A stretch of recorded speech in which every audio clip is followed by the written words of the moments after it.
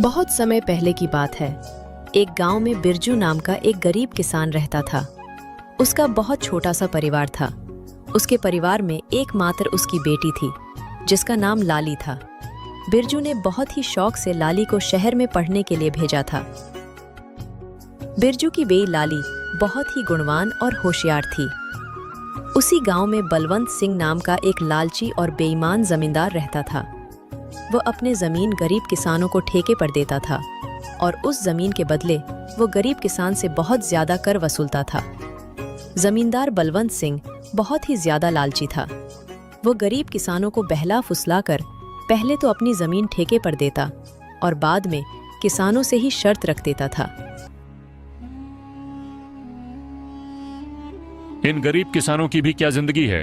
बस 2 वक्त की रोटी के लिए दिन भर काम करते रहते हैं और पूरी जिंदगी 2 वक्त की रोटी के लिए तरसते रहते हैं। और मुझे देखो, मैं बस इन्हें आदेश देता हूँ और समय आने पर सारी फसल हमारे गोदामों में भर जाती है और ये गरीब किसान हमारे आगे जी हुजूरी करते रहते हैं और हमारे सारा काम करते रहते हैं।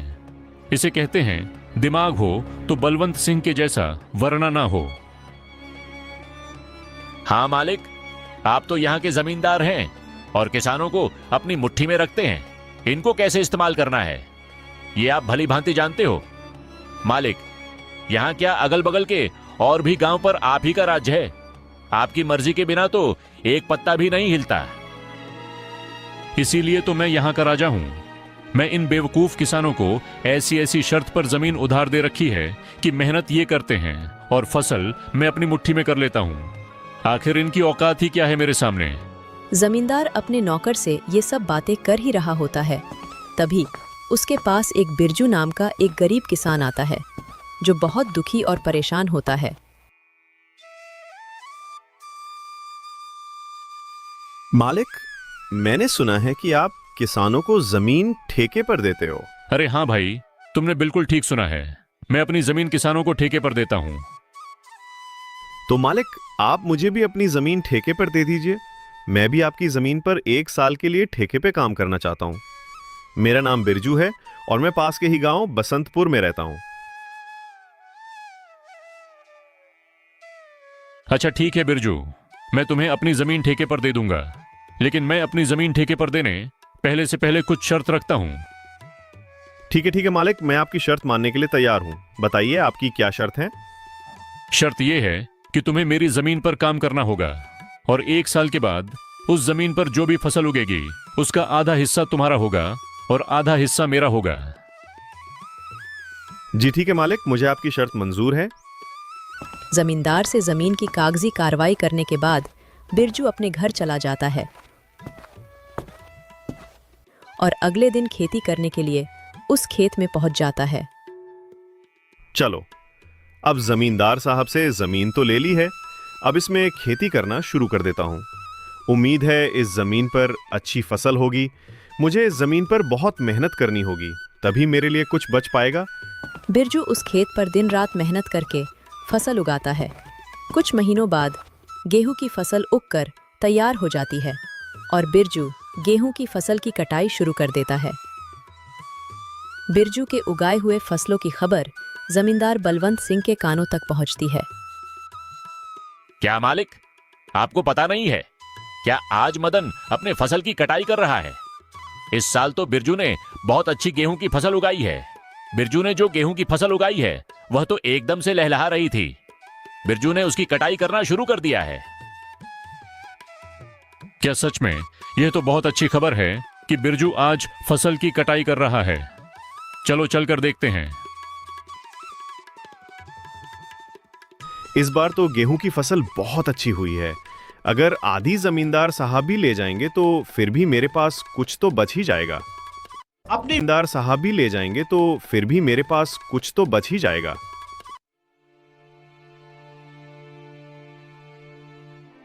अरे बिरजू, तुमने तो फसल तैयार कर दिया और इस बार की फसल तो बहुत अच्छी लग रही है देखने में। हाँ मालिक, इस बार मैंने गेहूं की फसल लगाई है। इतनी अच्छी गेहूं की फसल उगाने के लिए इस बार मैंने अपना खून पसीना एक कर दिया है। मैंने दिन रात मन लगाकर इस खेत में बहुत मेहनत की है, तब जाकर इतनी अच्छी फसल हो पाई है। इसलिए अब तो मैंने कटाई भी शुरू कर दी है। अरे ओ बिरजू, ये तो मेरी उपजाऊ जमीन का कमाल है। तुम्हारी मेहनत से कुछ नहीं हुआ है। उपजाऊ जमीन के कारण इतनी अच्छी फसल हुई है। तुम्हारी मेहनत हो या ना हो, फसल तो अच्छी होनी ही थी। मालिक, खेत भले ही उपजाऊ हो, अगर उसमें मेहनत नहीं होगी तो फसल कैसे उगेगी? मैंने बहुत मेहनत की है इस खेत में। ज्यादा मत बोल बिरजू, मेहनत तो किराए के मजदूर भी करते हैं। असली कमाई का हकदार तो वही है जिसकी जमीन है। शर्त के मुताबिक जल्दी से मेरे फसल का आधा हिस्सा निकाल। चल जल्दी कर, मुझे बहुत सारे काम है, मुझे वापस भी जाना है। ये कहकर जमींदार बिरजू से सारी गेहूं की अच्छी फसल लेकर चला जाता है और खराब फसल बिरजू के पास छोड़ देता है, जिसे देखकर बिरजू मायूस हो जाता है। हे ईश्वर, इतनी जी तोड़ मेहनत करने के बाद बस इतनी सी फसल मेरे हाथ आई है। हम गरीबों को लोग ऐसे ही लूटते हैं। इतनी मेहनत करने के बाद भी हमारे हाथ में कुछ नहीं आता है। हे ईश्वर, कब मेरी अपनी जमीन होगी? बिरजू इसी तरह अपनी जिंदगी काट रहा था।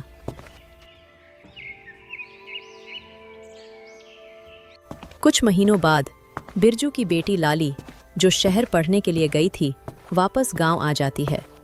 वापस गांव आने पर जब उसने गांव का नज़ारा देखा तो उसे बहुत दुख हुआ।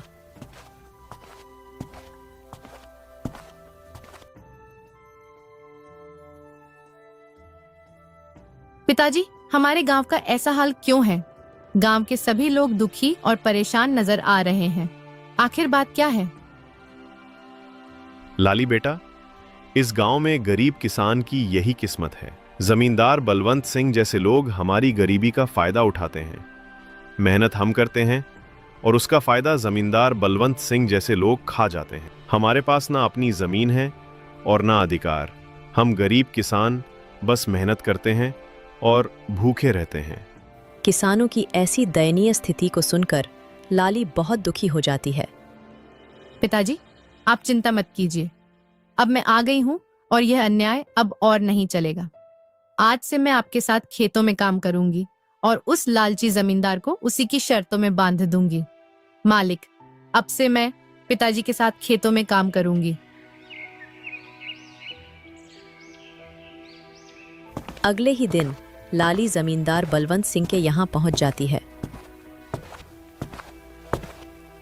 अरे लाली, तुम यहाँ कहो, क्या बात है? मुझे ठेके पर कुछ जमीन चाहिए। तुम तो एक लड़की हो, अब तुम खेती करोगी? अरे तुम अभी बच्ची हो, तुम्हारे अंदर इतना दम नहीं है। तुम पढ़ी लिखी लड़की हो, खेती नहीं कर पाओगी। नहीं मालिक, ऐसा मत बोलिए। भले ही मैं पढ़ी लिखी हूँ, मगर हूँ तो एक किसान की बेटी ही ना। खेती करना मुझे अच्छी तरह से आता है। अच्छा चलो ठीक है, तुम्हारी बात मैं मान लेता हूँ। वैसे भी काम का क्या रह गया है? पढ़ लिख कर तो सभी ऐसे ही बेरोजगार घूम रहे हैं। आपका बहुत बहुत धन्यवाद मालिक।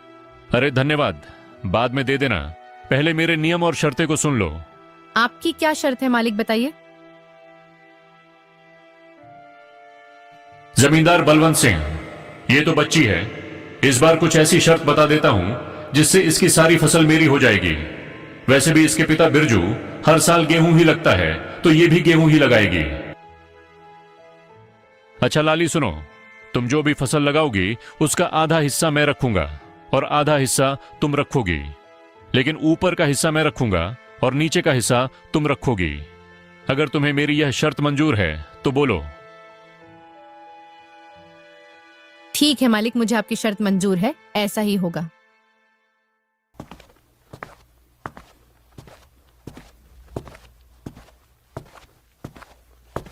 अगले दिन से लाली अपने पिता के साथ खेतों पर काम करना शुरू कर देती है। लाली ने इस बार धान की बजाय आलू की फसल लगाई और कुछ महीने बाद फसल तैयार हो गई। आलू की फसल इस बार बहुत अच्छी हुई थी। अब लाली और उसके पिता दोनों खेत से आलू की फसल निकालने लग जाते हैं।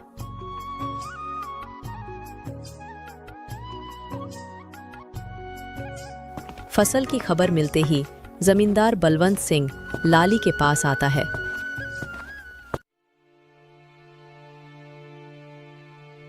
अरे लाली, शर्त तो याद है ना तुम्हें? हाँ हाँ मालिक, मुझे सब कुछ याद है। आधा आपका और आधा मेरा। और आपने कहा था कि ऊपर का हिस्सा आपका होगा और नीचे वाला का हिस्सा मेरा होगा। देखिए मालिक, इसने तो चालाकी कर दी। ये धान की फसल नहीं है, ये तो आलू की फसल है। अरे ये क्या लाली, इस बार तुमने आलू लगाया है? ये तो आप ही की शर्त थी मालिक, और आपने ही शर्त बताई थी, और अब आप ही शर्त मानने को तैयार नहीं है। अरे लेकिन मैं इस घास फूस को लेकर क्या करूंगा, जबकि सारे आलू तो तुम ले रही हो। मालिक, मैं कुछ नहीं जानती, आप अपना ऊपर का हिस्सा ले जाइए। इस तरह अपनी चालाकी दिखाते हुए लाली ने बेईमान जमींदार को मुंह तोड़ जवाब दिया और सभी आलू लेकर घर आ गईं और घास फूस जमींदार के हिस्से छोड़ आईं। मालिक, पूरे गांव में आज तक किसी ने भी आपसे चालाकी दिखाने की हिम्मत नहीं की, और ये बिरजू की बेटी लाली इतनी आसानी से आपको बेवकूफ बना गई। अरे ये बिरजू की बेटी मुझे क्या बेवकूफ बनाएगी? आने दो, इससे अगली बार उसे ऐसा सबक सिखाऊंगा कि मुझसे उलझने की कोशिश नहीं करेगी।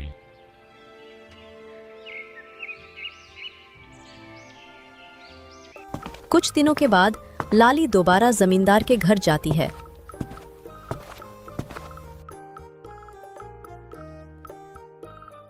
कैसे हैं मालिक? अरे लाली, फिर से तुम कहो, क्या चाहिए तुम्हें? आपकी जमीन ठेके पर चाहिए थी। ठीक है, मैं तुम्हें अपनी जमीन ठेके पर दे दूंगा, पर मेरी इस बार की शर्त भी कान खोलकर सुन लो लड़की।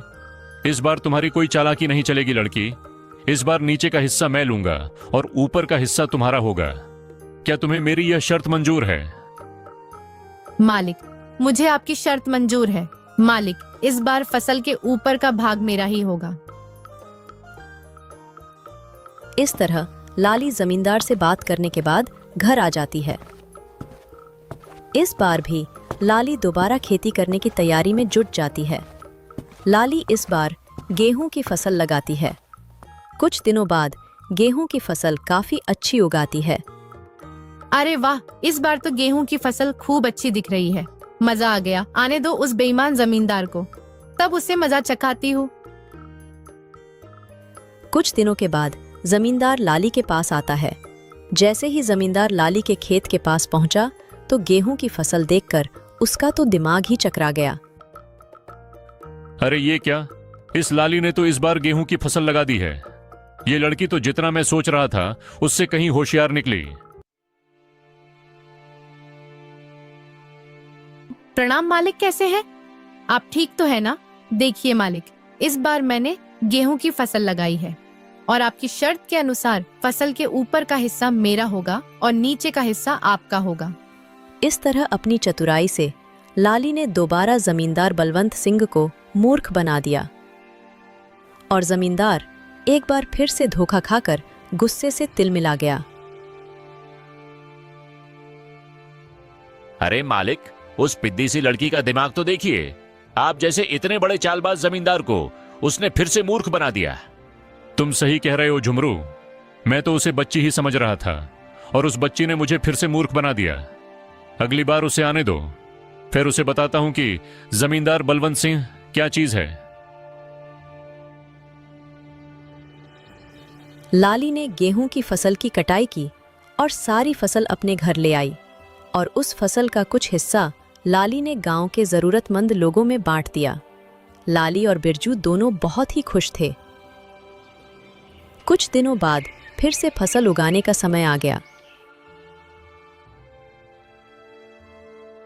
चलो, उस लालची जमींदार से आज फिर से मुलाकात करती हूँ और उससे ठेके पर जमीन लेकर फिर से फसल उगाती हूँ और देखती हूँ कि इस बार वह जमींदार शर्त में अपना में कौन सा खुराफाती दिमाग लगाता है। ये सोचकर लाली ठेके पर जमीन के लिए उस जमींदार के पास फिर से जाती है। अच्छा, तो तुम मुझसे मिलने के लिए फिर से आ गई। देखो लड़की, तुम मुझसे ज्यादा होशियार बनने की कोशिश मत करना। मैं भी जमींदार बलवंत सिंह हूँ। मुझे होशियारी नहीं आती है मालिक। मैं तो एक गरीब किसान की बेटी हूँ। होशियार तो आप लोग हैं जो गांव के गरीब किसानों की मजबूरी का फायदा उठा रहे हैं। अपनी जुबान पर काबू रखो लाली। ये तुम क्या बोले जा रही हो? जिस काम के लिए आई हो वो बात करो। यहाँ ज्यादा ज्ञान बांटने की जरूरत नहीं है। ठीक है मालिक, चलिए काम की बात करते हैं। मुझे इस बार भी आपकी जमीन ठेके पर चाहिए। बताइए मालिक, इस बार आपकी क्या शर्त है? हाँ, शर्त तो है। तू खुद को बड़ा होशियार समझती है ना लड़की। इस बार फसल का ऊपर का और नीचे का हिस्सा मेरा होगा और बीच का हिस्सा तेरा होगा। अब बोल, क्या तुम्हें मेरी ये शर्त मंजूर है?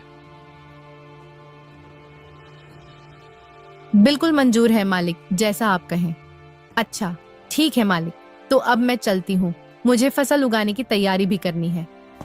लालची जमींदार की बात मानकर लाली अपने घर चली जाती है और वो फिर से फसल उगाने की तैयारी में लग जाती है और इस बार वो गन्ने की फसल लगाती है। लाली ब्या, इस बार तुमने खेत में कौन सी फसल लगाई है? पिताजी, इस बार मैंने गन्ने की फसल लगाई है। फसल काफी अच्छी हुई है, इस बार भी आमदनी अच्छी होगी पिताजी। ये तो बहुत अच्छी बात है बेटा, तुम बस ऐसे ही मेहनत करती रहो। कुछ महीनों बाद लालची जमींदार और उसका नौकर दोनों लाली के पास आते हैं। मालिक, इस बार तो लाली का दिमाग ही चकराने वाला है। इस बार तो आपने शर्त ही ऐसी रखी है, ऊपर का हिस्सा आपका और नीचे का भी हिस्सा आपका। तुमने बिल्कुल सही कहा झुमरू। इस बार मैंने अपने दिमाग का 100% उपयोग करके ब्रह्मास्त्र छोड़ा है। मैं भी अब देखता हूं वो किसान की बेटी लाली कैसे बचती है। इस तरह दोनों बातें करते हुए खेत के पास पहुंच जाते हैं और जैसे ही वो खेत के पास पहुंचते हैं तो देखते हैं कि इस बार लाली ने गन्ने की खेती की है। मालिक, ये लाली तो आपकी भी अम्मा निकली। देखिए जरा, इस बार उसने कौन सी फसल लगाई है। अरे ये क्या, इस लाली में तो इस बार गन्ने की फसल लगाई। अब बताओ भला, ऊपर का और नीचे का हिस्सा मेरा होगा और बीच का हिस्सा उसका होगा। मतलब इस बार भी मेरे हिस्से में घास फूसी आनी है। मैं इस बार भी बेवकूफ बन गया, मान गया इस किसान की बेटी के दिमाग को।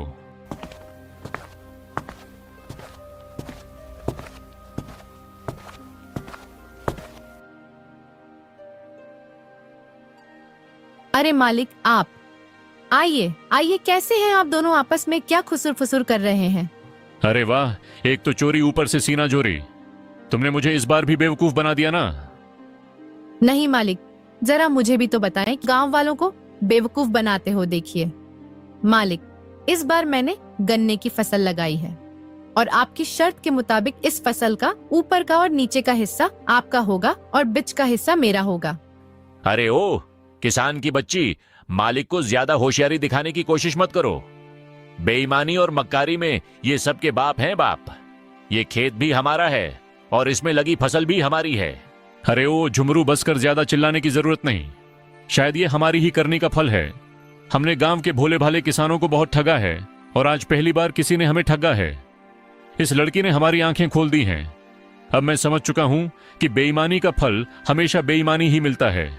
इसलिए आज के बाद मैं किसी भी किसान को परेशान नहीं करूंगा और सभी किसानों को उनकी मेहनत का बराबर का हक दूंगा। जितनी भी किसानों की जमीन मेरे पास गिरवी है, मैं उनको सारे कागज वापस कर दूंगा और कभी भी उनकी गरीबी और लाचारी का फायदा नहीं उठाऊंगा। मालिक, आपने तो ये बहुत अच्छी बात कही है। एक किसान दिन रात मेहनत करता है अपने परिवार के लिए, मगर ना ही कभी वह अच्छे कपड़े पहनता है और ना ही कभी वह अच्छा खाना खा पाता है। अपने परिवार का पेट भरने के लिए वह दिन रात अपना पेट जलाकर खेतों में मेहनत करता है। ऐसे में इन गरीब किसानों के साथ बेईमानी करना और उन्हें तकलीफ देना अच्छी बात नहीं है। इसलिए इनका हक तो इन्हें मिलाना ही चाहिए। आप इनको इनकी जमीन वापस लौटा दीजिए मालिक, और अभी भी समय है, सच्चाई के रास्ते पर आ जाइए, नहीं तो आपको इससे भी बड़ा नुकसान झेलना पड़ सकता है। इस तरह लाली अपनी मेहनत और होशियारी से लालची जमींदार को सच्चाई के रास्ते पर वापस ले आती है। जमींदार बलवंत सिंह ने वहां के किसानों की जमीन और उनका पैसा उनको वापस कर दिया। उस दिन के बाद वहां के किसान खुशी खुशी रहने लगे और किसी भी जमींदार ने किसी भी किसान का हक नहीं मारा।